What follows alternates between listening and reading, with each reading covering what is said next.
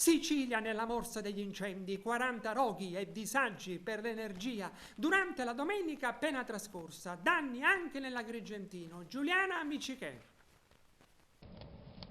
È trascorsa una domenica infernale in Sicilia.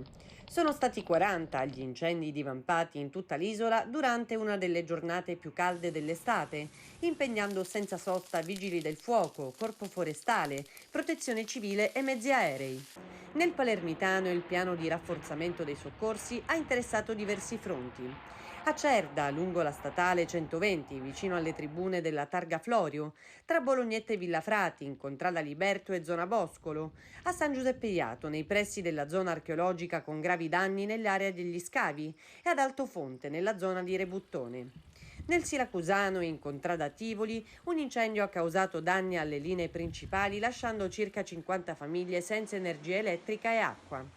Nel catanese raffica di interventi a Mister Bianco, ad Aci Sant'Antonio, interessata da un vasto incendio di vegetazione, e a Palagonia, dove le fiamme hanno lambito Contrada Croce vicino al cimitero comunale.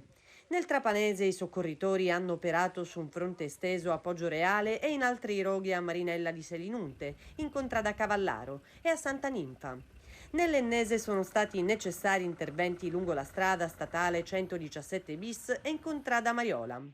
Nell'Agrigentino la situazione è rimasta critica a Bivona, in Contrada Savarini, vicino a un opificio per la lavorazione dei marmi, e poi anche nelle campagne di Camastra, lungo la strada statale 410 e nella periferia di Agrigento nella frazione di Villaseta.